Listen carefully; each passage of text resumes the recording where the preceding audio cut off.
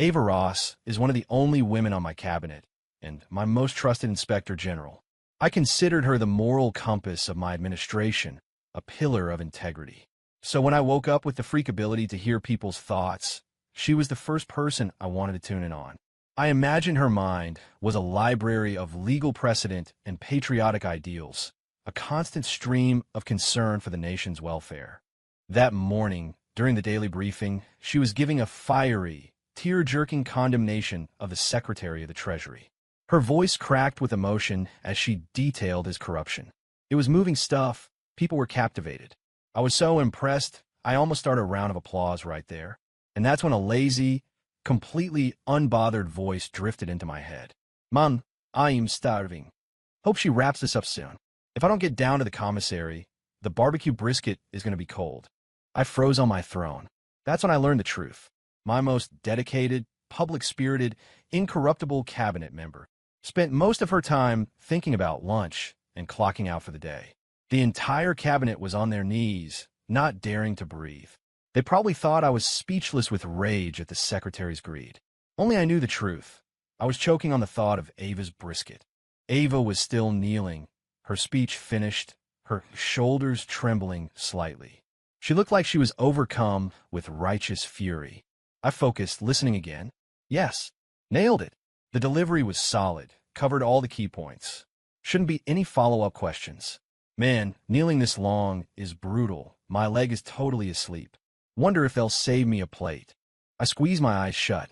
The trembling shoulders weren't from passion. Her leg was asleep. "Secretary of the Treasury," I ground out through clenched teeth, "you are hereby stripped of your title, pending a full investigation. Freeze his assets." The room erupted in cheers of "Long live the King." They praised my decisive leadership and lauded Inspector General Ross as the conscience of the nation. Ava bowed her head in gratitude, her expression grim and serious, a model of professional decorum. Internally, I heard her pump a mental fist. Yes, before she immediately started calculating how much money the asset forfeiture would bring in, and if it would be enough to cover the budget for the Northern Frontier troops, so she could shorten next year's budget report by 2 pages. I felt a little dizzy. I refused to believe it. This had to be an act, a brilliant disguise, a kind of 4D chess move to fool her political enemies. Yes, that had to be it. That night, I was in the Sovereign's office.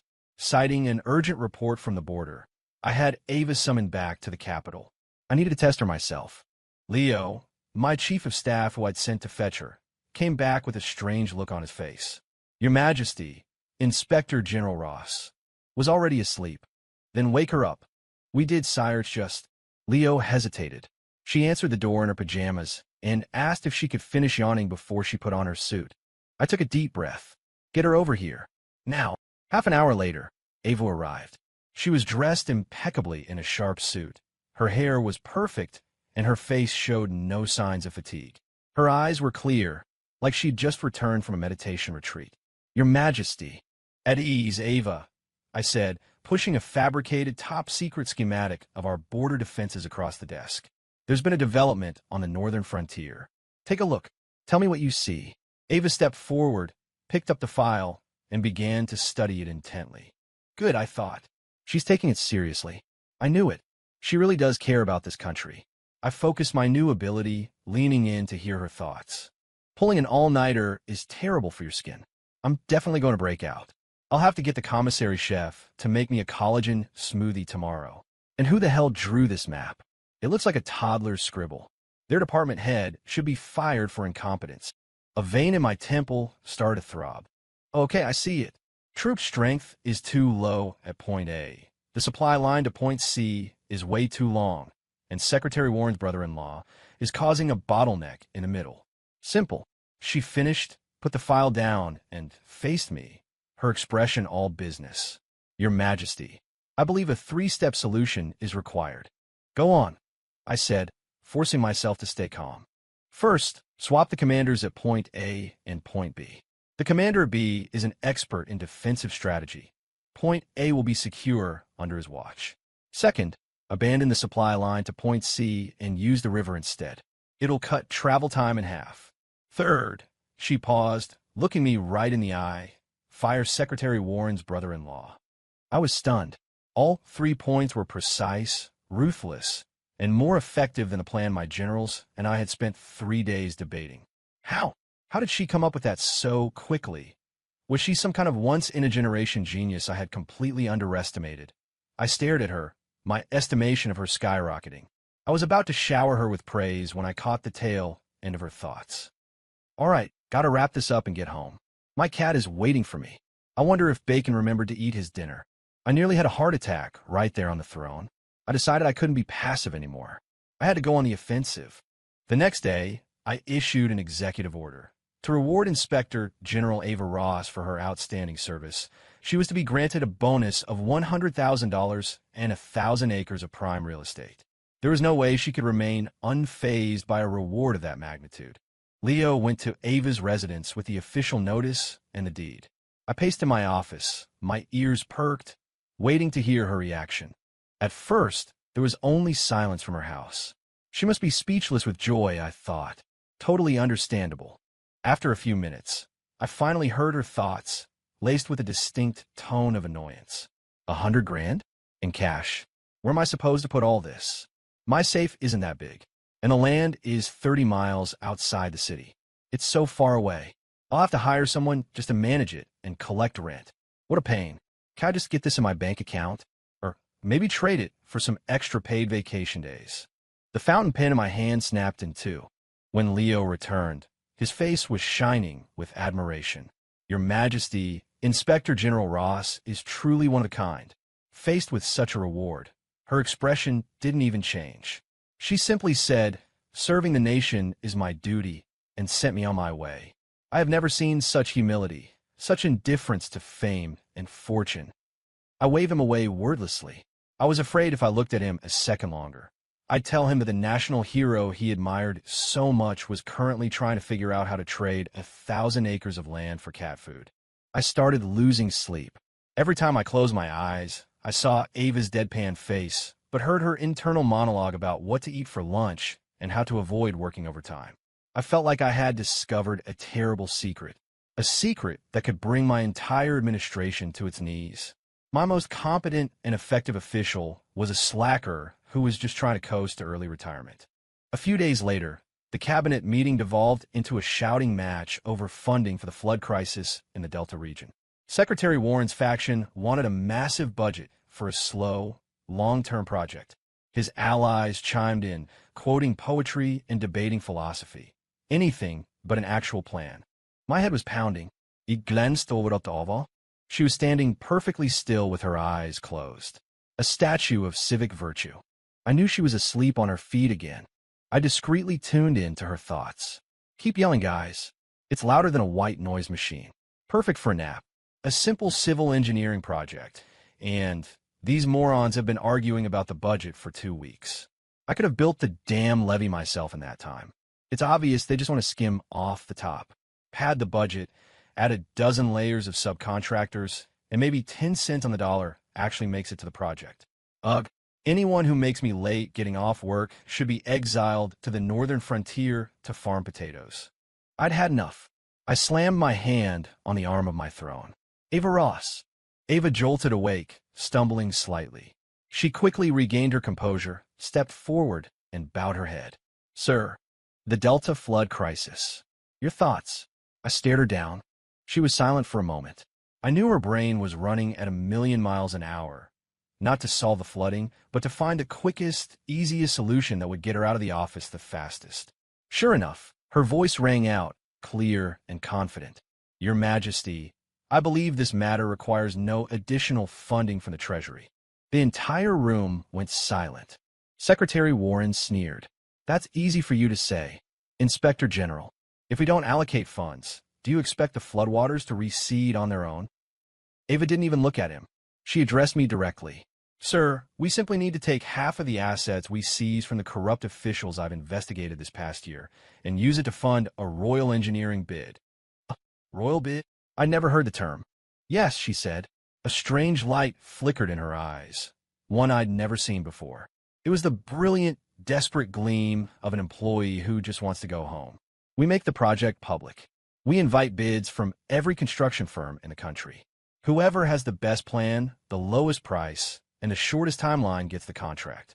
We assign supervisors, and if the work isn't up to code when they're done, they don't get paid. I listened to her inner voice. Introduce competition, break the monopoly, let them fight it out. We'll see who dares to drag their feet then. This could be done in 2 weeks, tops. My annual performance review will be golden. It is like a light bulb went off in my head. For the first time, looking at Ava, I thought that maybe all that nonsense floating around in her head wasn't entirely useless. Approved, I declared immediately. And Inspector General Ross will oversee the entire project. Ava's face fell. I heard a desperate, silent scream in her mind. No, I was just spitballing. Why do I have to be the one to work overtime?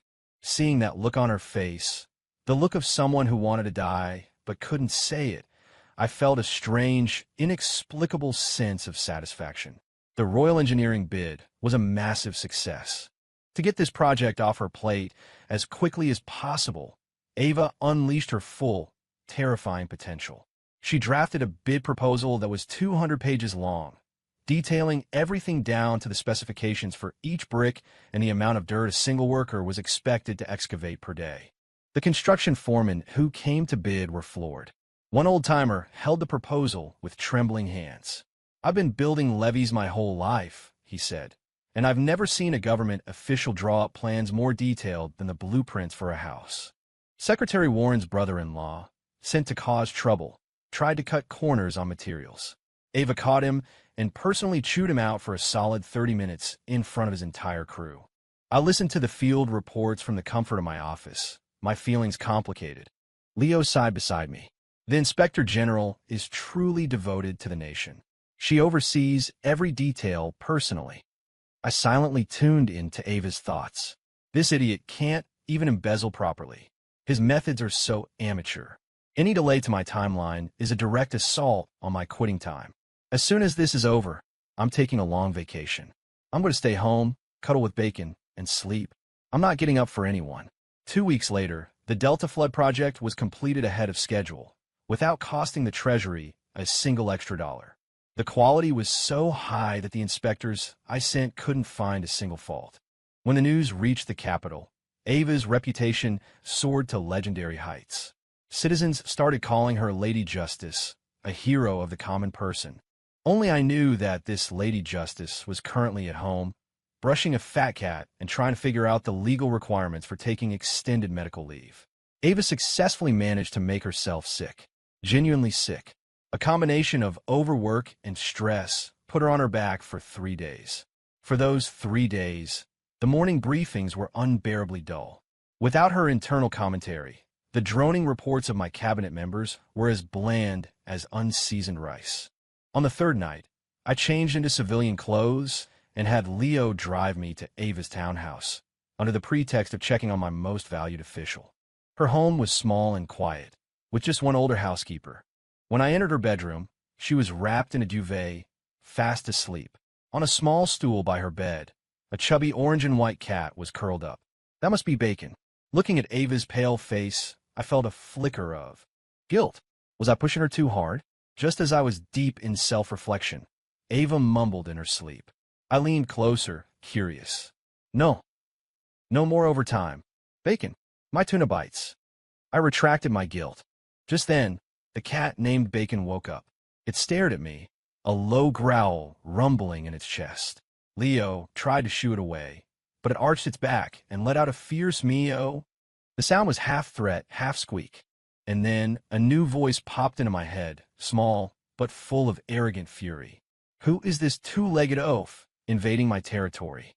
Doesn't he know this food provider is under my protection? Leo and I stared at each other. I pointed at the cat, then at my own head. I realized that my strange ability wasn't limited to people. Now I could understand cats. Was this thing getting an upgrade?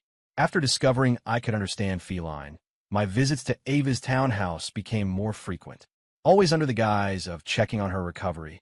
Of course, Ava was mostly better, but she was milking the sick leave for all it was worth, refusing to come back to the office. She claimed her constitution was weak and she needed more rest. I knew she just didn't want to work. Every time I visited, I'd tell the housekeeper not to announce me and walk straight in her backyard. That way, I was always treated to a little show. 1 second, Ava would be energetically chasing Bacon across the lawn, shouting, "You little thief, you stole my cookies again." The next second, she'd catch a glimpse of my suit out of the corner of her eye and immediately collapse to the ground, clutching her chest. "Oh, I don't feel so well. The dizziness."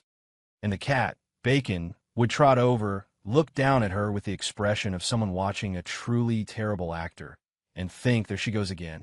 The drama. I'm more convincing when I'm begging for treats. I would fight back a smile, walk over, and ask with deep concern, "Ava, what is it? Is the illness acting up again?"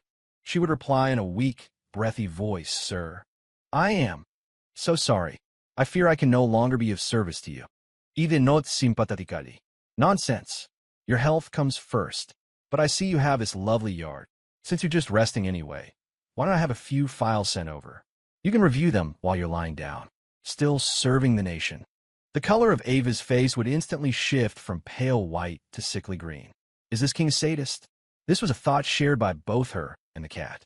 After a few more rounds of this, Ava finally gave in.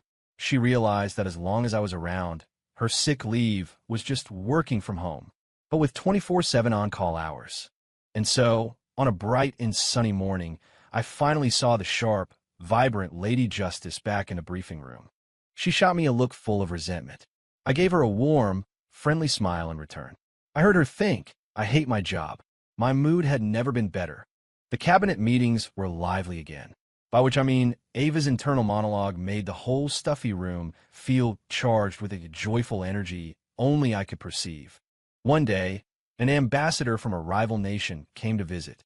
It was framed as a friendly diplomatic mission, but it was really a chance for him to show off. The ambassador was a large, bearded man with an arrogant air. He proposed a battle of wits with my officials, a traditional duel of poetic couplets. With Secretary Warren gone, I didn't have many old-school silver-tongued orators left, and the younger staff were too timid. For a moment, no one spoke. The ambassador gloated. "What's this? The great nation of Colombia, and not a single person can answer my challenge." I could feel my face getting hot. I scanned the room, and my eyes landed on Ava, who was in a corner trying to shrink herself into non-existence. I knew what she was thinking. "Don't look at me. Don't look at me. I'm invisible. A poetry duel? Can you eat it? Let's just get this over with. I have dinner plans with Liam Carter from Treasury at that new roast duck place." A small smile played on my lips. "Roast duck, I don't think so." "Ava Ross," I said slowly. Ava's body went rigid. With a look of pure resignation, she stepped forward. The ambassador announced his line. "Gold sun, silver moon, bronze stars bright." It was a classic, tricky line, naming 3 distinct metals in a poetic phrase. My cabinet members frowned, stumped. Ava frowned, too. But I knew she wasn't frowning because she couldn't think of an answer. She was frowning because this was delaying her dinner. I heard the frantic calculations in her mind. Gold sun, silver moon. Got it. Wait, no, that's too elegant. If I say that, they'll all praise me, and they might ask me to do this again next time. No way. I need a solution that ends this permanently. Just as the ambassador was preening, confident in his victory, Ava cleared her throat and announced loudly. "Lead pipe, steel beam, copper wire tight." The room fell into a dead silence. The ambassador blinked. "Lead? What now?" Ava explained with a perfectly straight face. "Lead pipe, steel beam, and copper wire are 3 distinct metals. The meter and structure are a perfect match. Flawless." I nearly slid off my throne. What in the world was that? But then I saw the ambassador's utterly bewildered expression, and I instantly understood Ava's strategy. She had hit him with an answer that was so outside his frame of reference, so jarringly mundane, yet technically correct, that his brain simply short-circuited. It was a tactical takedown. The ambassador's face turned beet red. You are making a mockery of this." Ava looked at him with wide-eyed innocence. "A mockery? How so? Or is it perhaps that your own culture is so limited that you are unfamiliar with such foundational elements of modern construction? A pity. Our own cultural heritage is clearly far more expansive." "That's right. I'm messing with you," she thought smugly. "Prove me wrong. I dare you. Just give up already. My roast duck is getting away." In the end, The ambassador retreated in humiliated confusion. I struggled to keep from laughing and immediately announced a reward for Ava. The reward was a celebratory state dinner held that very evening at the Capitol in her honor. Ava's face turned the color of wilted spinach. I heard her wail internally, "My roast duck." At the dinner, I seated Ava right next to me. She spent the entire time with her head down, silently shoveling food in her mouth, radiating a "leave me alone, I'm emotionally unavailable" vibe. I knew she was still mourning the loss of her dinner plans. Feeling magnanimous, I decided to speak. "Ava, you handled yourself brilliantly today." She put down her fork. "It is my duty to serve you, your majesty. Just let me eat so I can go home. I wonder if Liam saved me a duck leg." My smile faltered. Liam Carter? The young analyst from Treasury? I seemed to recall his name popping up in her thoughts before. A strange and unpleasant feeling started to bubble up inside me. "Ava," I began again, "you're of a certain age. Have you ever considered marriage?" She looked up, surprised, and shook her head. "Your Majesty, I am dedicated to my work. I have no time for personal matters." Liar. The truth is, dating is too much work. You have to wash your hair and put on makeup. It's easier to just stay home and feed the cat. I resisted the urge to roll my eyes. "I think that young man from Treasury, Liam Carter, is a promising official. He seems about your age. A good match, perhaps," I said, fishing. Ava's eyes immediately lit up. "Liam? He's great. He's my only slacking off buddy. We are in total agreement on the sacred importance of leaving work on time. If I married him, we could slack off together as a team. This has potential." My heart sank into my stomach.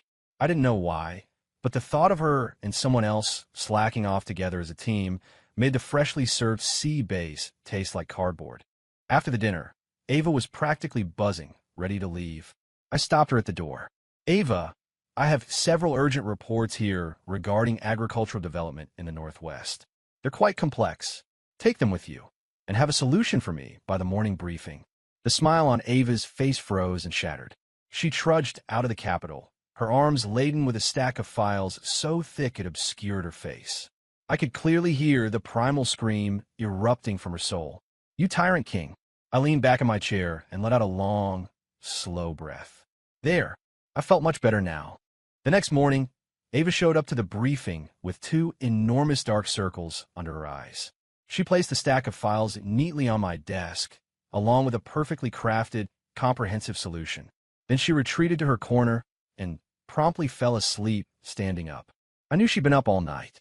The irritation I'd felt last night evaporated, replaced by a strange mix of secret satisfaction and a flicker of something like guilt. So, after the briefing, I graciously announced that in light of her hard work, Inspector General Ross was granted the rest of the day off. Ava's eyes snapped open, shining brighter than the crystal chandeliers overhead. "Half a day. I could take a nap and still make it home for lunch. The king is finally acting like a human being today." She thanked me profusely and practically skipped out of the room. I watched her go, a smile on my face. Then I decided to do a little field research. I wanted to see just how my most valued official would use this precious time off. I found her at the Daily Grind, the most popular coffee shop in the capital. She was sitting with Liam Carter, a spread of pastries and two large coffees between them. They were chatting animatedly. I slipped into a nearby booth and focused my ability. "Liam Carter, Ava, that extended medical leave trick of yours is genius. I tried to pull it off a few times, but I can never make it stick." "Ava, internally of course you can't. It's a master-level skill." Ava, out loud, "Oh, you flatter me, Liam." I was genuinely unwell. It was unavoidable. Liam Carter, right? Anyway, I heard a rumor that the king was thinking of arranging a match between us. Ava paused mid-pastry. "Here we go. The gossip train is leaving the station." Liam's face turned a little red. I've admired you for a long time, Ava. If I had the chance to marry you, to serve the crown together, to be efficient, it would be the honor of a lifetime." My heart was in my throat. I stared at Ava, waiting for her answer. She took a delicate bite of her Danish and said slowly, "Liam, I don't think we're a good match." Liam looked crushed. "Why?" Ava sighed, a world-weary expression on her face. "Damn it, there goes my only work-life balance ally." But office romances are bad for productivity. What if we argued about whose turn it was to make coffee? It would totally throw off her departure schedule. Besides, he's too naive. I'm afraid the king would sell him a bridge, and he'd thank him for the opportunity. Ava said aloud, Liam, you're a brilliant man with a bright future. I'm just looking for a quiet life, a place where I can finally relax. We want different things. My mood, which had plummeted to the depths of the earth, suddenly shot into the stratosphere. I listened to her bizarre internal logic and couldn't stop a laugh from escaping my lips. In that moment, I made a decision. A quiet life where she could relax, with a partner who understood the profound importance of slacking off. In this entire kingdom, who else could offer her that but me? From that day on, my attitude toward Ava underwent a subtle shift. I began asking her to stay behind after briefings, using discussing state affairs as an excuse. I'd have her join me in the sovereign's office while I worked through my daily reports. At first, she would sit bolt upright, on edge and uncomfortable. Is this some new form of corporate torture? Unpaid, mandatory FaceTime? So, I had a comfortable couch and a tray of her favorite snacks brought in for her. Gradually, she started to relax. Sometimes she'd drift off to sleep while reading a report. Other times, she'd curl up on the couch, munching on cookies like a contented hamster.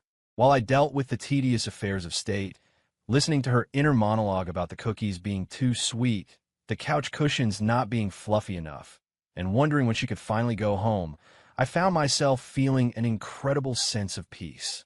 One afternoon, I was wrestling with a headache-inducing report on tax reform. Ava woke up from a nap and wandered over, peering at the document blearily. "Sir, what's so hard about this?" she said, yawning. I raised an eyebrow. "Oh, you have a suggestion, Inspector General. Just simplify the whole system into a few easy-to-understand brackets. Then create a bunch of simple infographics and plaster them all over the city so every citizen can understand it. Done. They make it so complicated the tax collectors can't even figure it out. Of course there's corruption. Idiots." The simplicity of it was brilliant.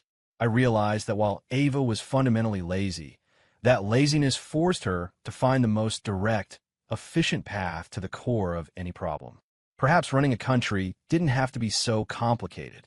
"Ava," I said, putting down the report and looking at her seriously, "have you ever thought about retiring somewhere else?" She looked at me suspiciously. "What do you mean? Are you exiling me to the frontier?" I shook my head and pointed to the royal crest on my suit jacket. "My personal life is a mess. I need someone to manage it." Ava's jaw slowly dropped.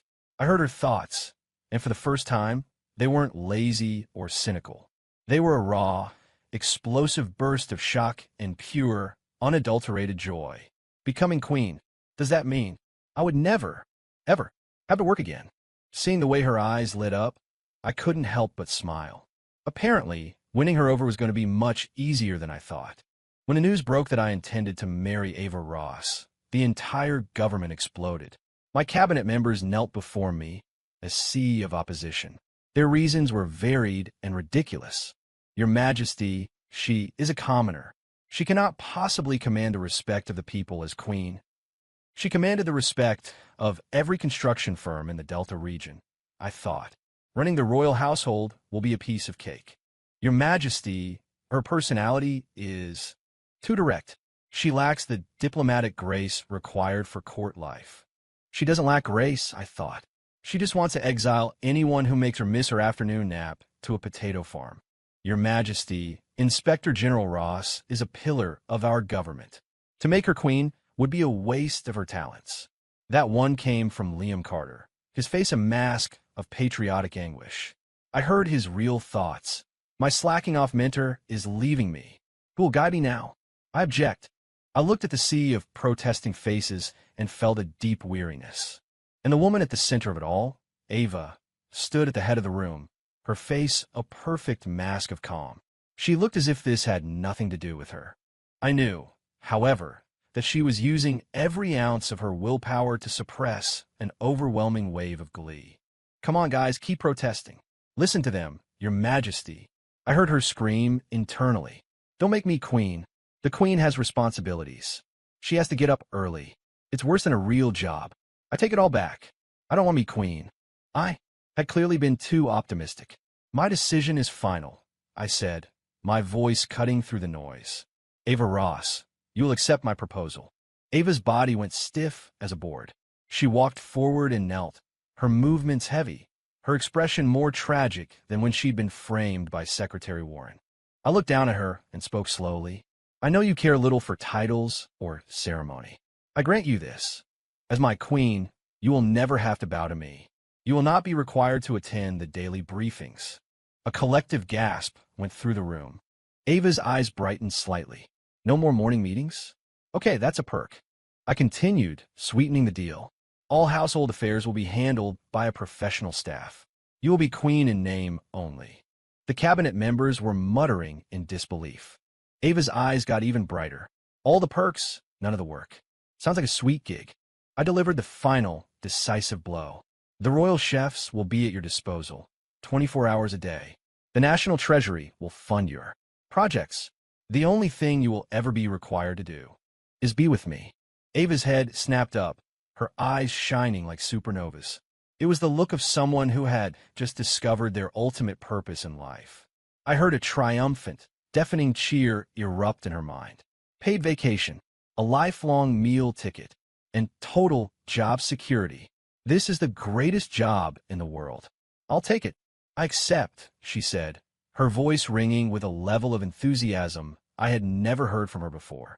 Ava became my queen, and it was the best decision I ever made. My entire quality of life improved overnight. When I was reviewing tedious reports, she would sit nearby, eating pastries and offering brutally efficient slacker vision advice that cut my workload in half. This regional governor is crying poor again. Tell him to publish his territory's tax ledgers for public review. See if he still has the nerve to ask for a handout. That general claims he's short on military hardware. Ask for the warehouse's inventory loss report. Let's see how much of it was damaged during drunken brawls. The treasury grew fuller. My workdays grew shorter. The cabinet slowly realized that the king was becoming more decisive, more effective, and much less interested in working late. Under Queen Ava's influence, the entire culture of the government began to shift. Officials started competing to see who could find the most efficient way to do their jobs. Also, they could get home at a decent hour. Arguments in the cabinet room dwindled. Ever since Ava decreed that anyone who delayed the briefing with pointless bickering would be assigned to clean the entire chamber afterward. The kingdom prospered. Historians would scratch their heads, struggling to explain it. They'd write that the king and queen worked in perfect harmony to usher in an unprecedented era of efficient and enlightened governance. Only I knew the truth. Our golden age was built by a lazy inspector general and a king who could hear her thoughts. One afternoon, on a day with no briefings, Ava and I were lounging on a porch swing in the royal gardens. Bacon was asleep on her stomach, purring loudly. Ava, I asked her, how do you like being queen? She shifted, her eyes half closed in the sun. It's all right. A little boring sometimes. I smiled and took her hand. Perhaps you need a new project to keep you busy. Her eyes snapped open. What kind of project?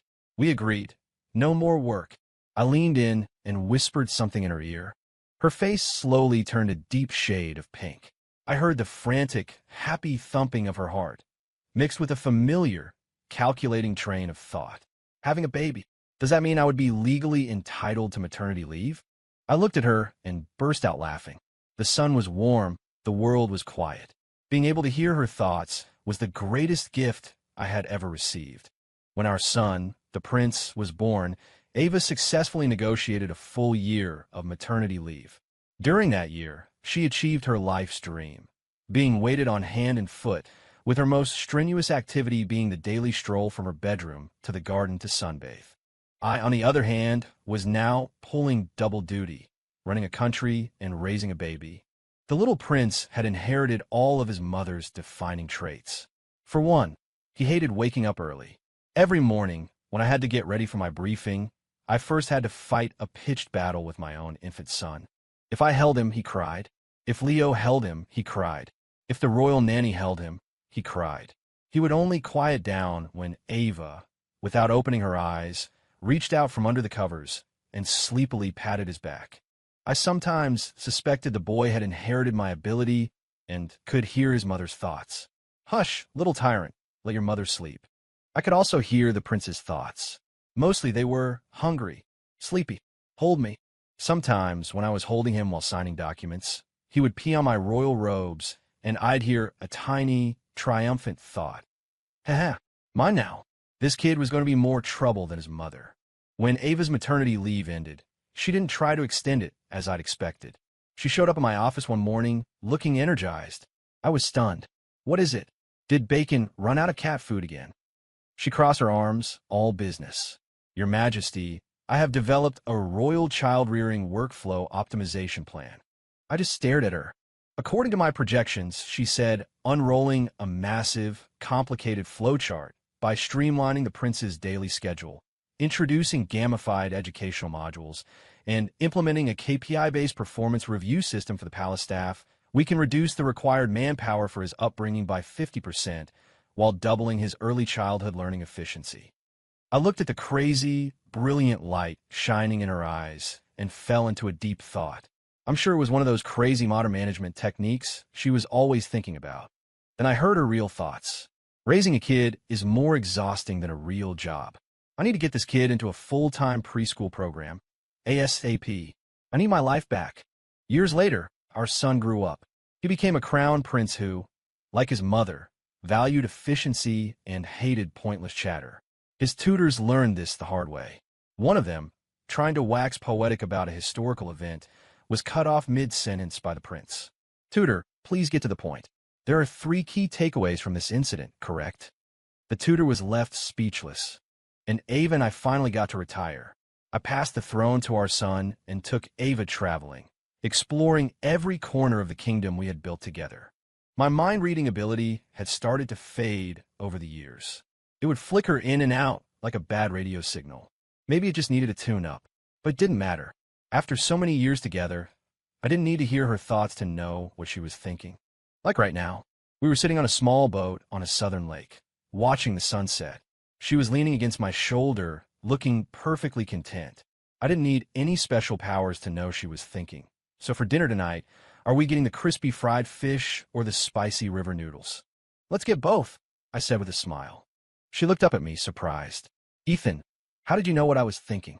Because, I said, squeezing her hand and looking in her eyes, I have the same things on my mind that you do. What's that? She asked. I looked out at the setting sun and took a long, peaceful breath. What's for dinner and the way home? And you? End.